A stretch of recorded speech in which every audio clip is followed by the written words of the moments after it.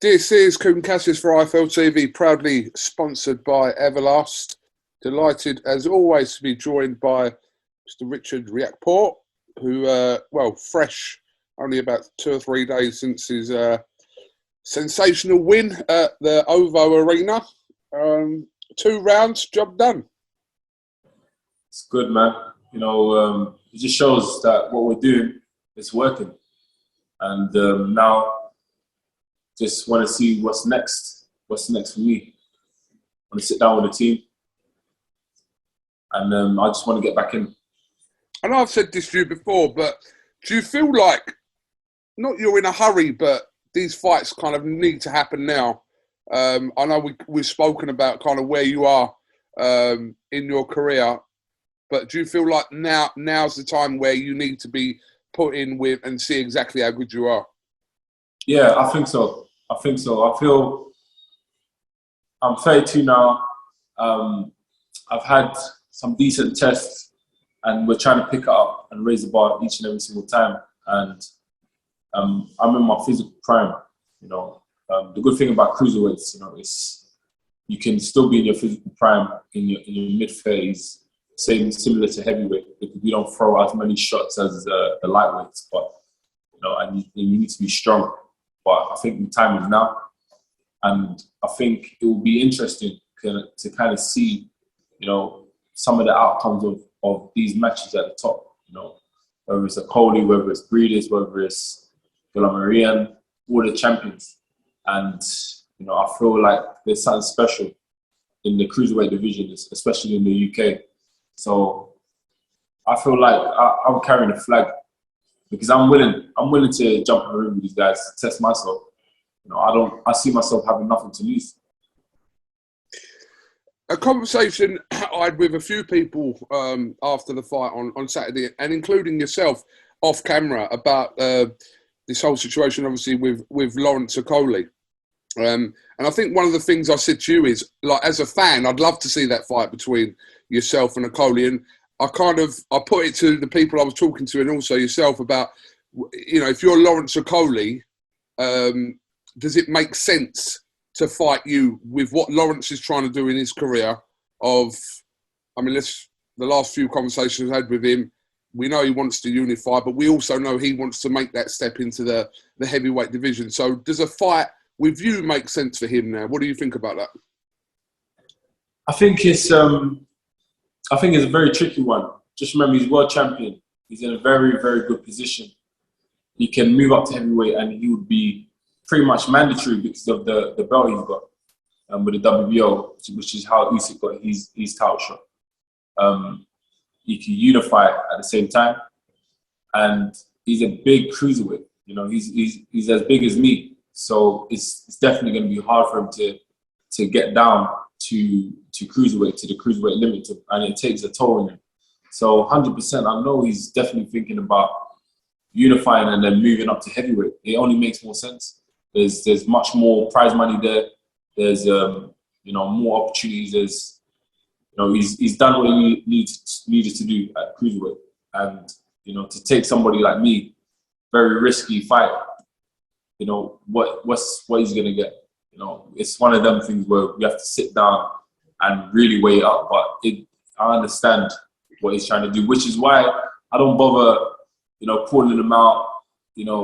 We'll see how it goes. If you know what I mean, we'll see how things turn, because the good thing about boxing is things change ever so quickly and randomly. So you just never know. But I'm available, like I said. Could we see a situation where you moved up without having fought for a world title at cruiserweight? You know what? I actually would do that. It's funny that you mentioned that, Q, because I actually think about it all the time. I want to be different to the rest of these fights. I don't want to be the conventional guy that just goes, fights there, steps up, wins the world title, unifies.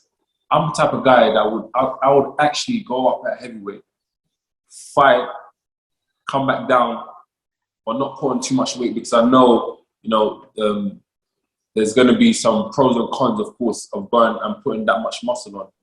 But I'll literally step up, and I'll be a light a light heavyweight, so to speak, and then come back down and do my thing. But I promise you, I'm the type of guy that would do something like that. I find it fun. I find it more interesting.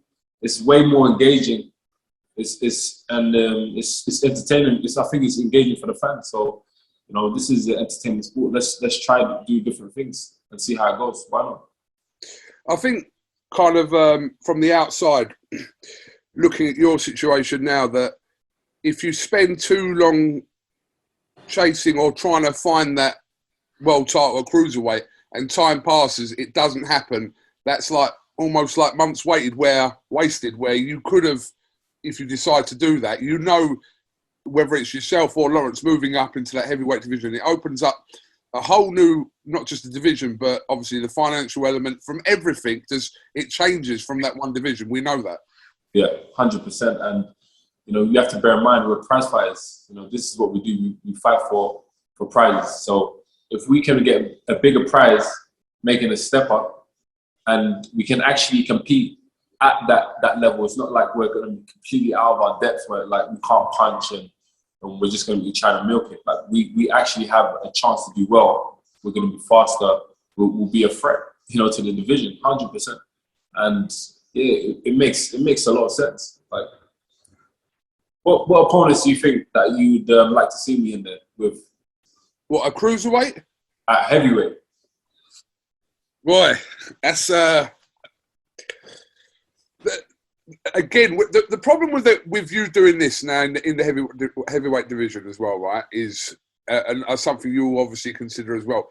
If you're going in there to win a world title, but for anyone going in there, and this includes like Lawrence as well, the belts are where they are, right? So we know for the immediate future, like we'll see what happens with Tyson Fury holds one, and then Alexander Usyk, who's rematching Joshua, has 3. So if the winner of that could fight Fury, so you're talking about the next year possibly of boxing taken up by that situation, possibly like 10 months or so.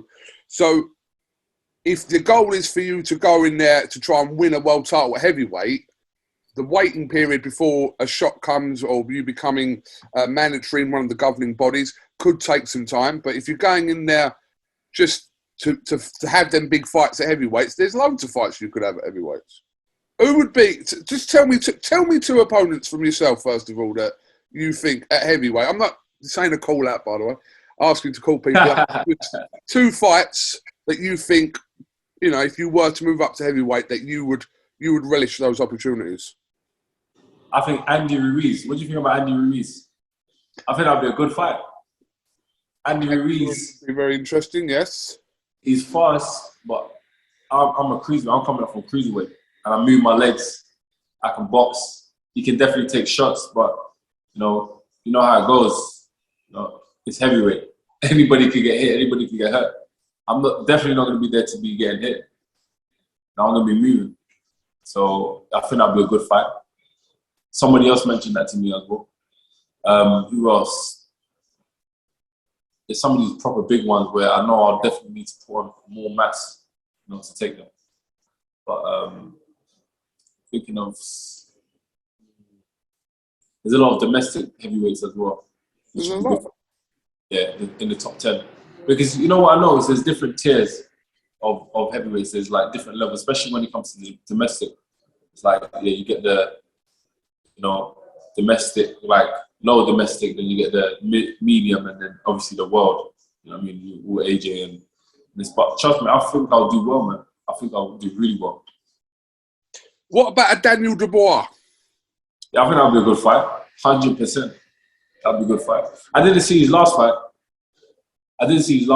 but I think that'll be a very good fight. Very good fight. But you're right in what I'm saying. It was I was talking about the belt situation, but that also mirrors what you're talking about of like where guys like Fury, AJ, Dillian, them guys are and I suppose we put Wilder in there, and them guys are make up Usyk. They make up like a top 5 of the heavyweight division, and then I think below that, and not saying you're not capable of competing with any of these guys, I'm saying below that is probably where you'll find a good scope of people that you would clash with. And that makes sense as well, because you don't want to run before you can walk, if you know what I mean. Take your time with it, and I think I'll want to obviously feel it out first, and then start rolling the dice. So 100%, I think I'll love that. So we're like the middle of 2022 now. I'm assuming that you could still fight twice this year. Yeah. So obviously, from in the 9 months, I've had 4 now. So I want to end it with 6. That's my goal. But 100%, I would definitely end it with 5. But that's the calendar year, like starting from October, because that's when I had my first.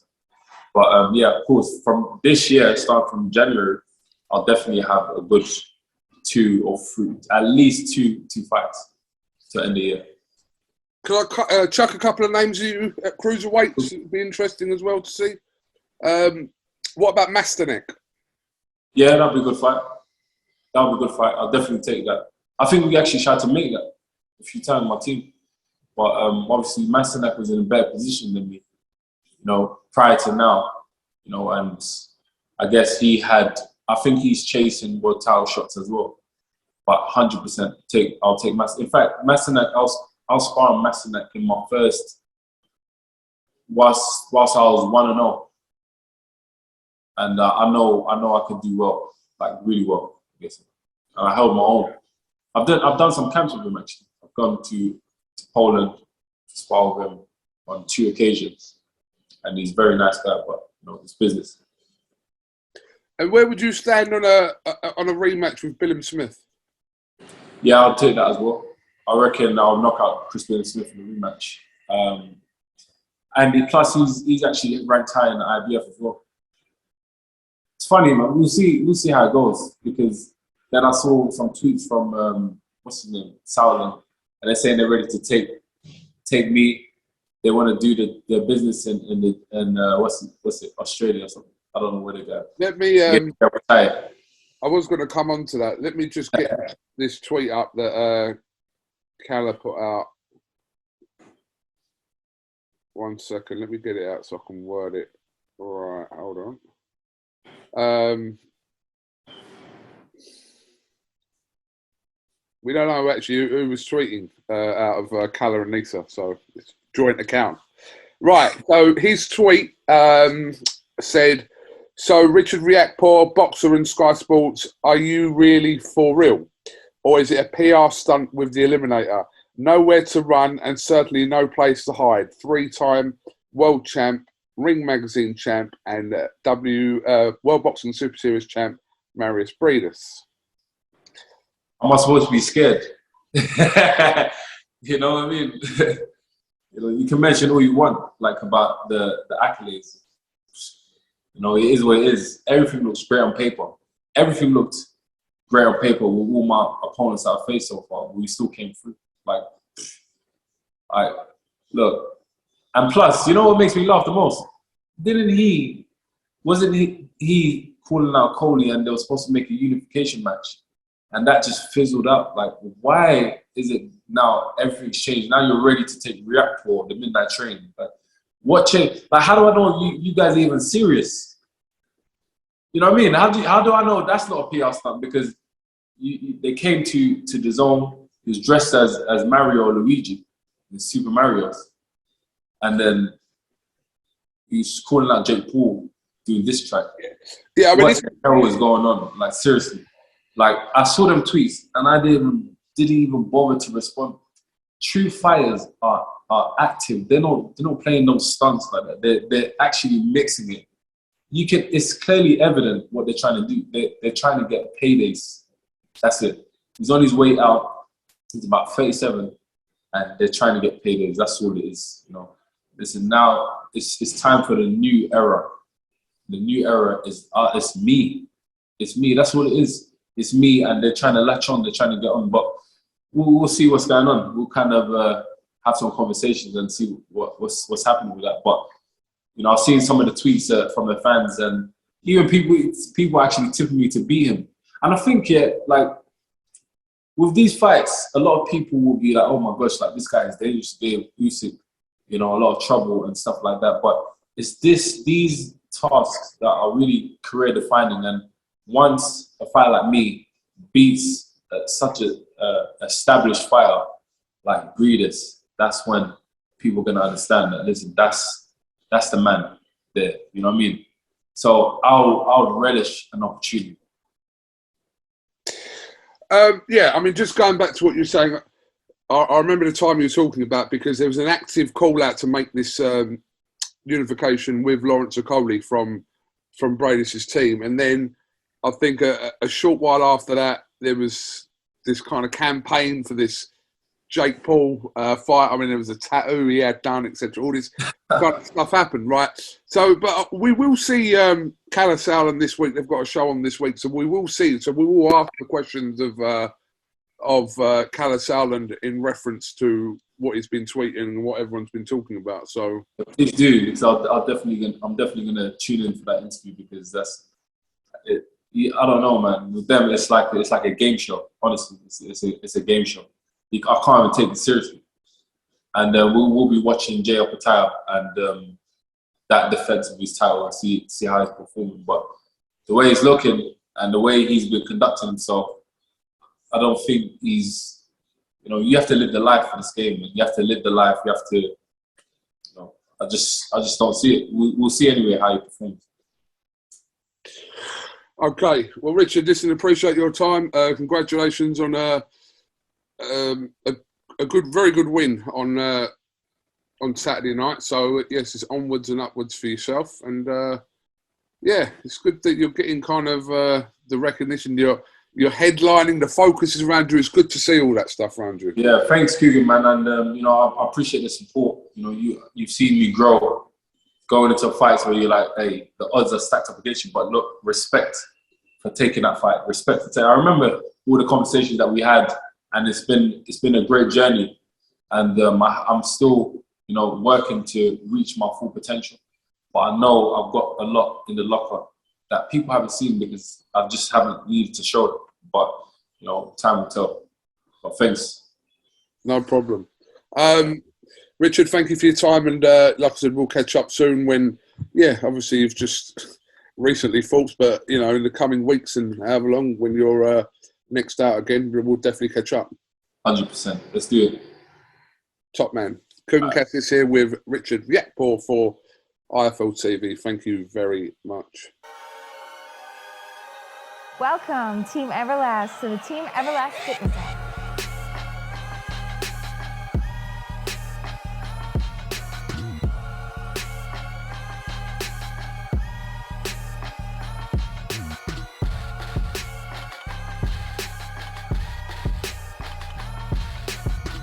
Download the Everlast Fitness app and find your greatness within.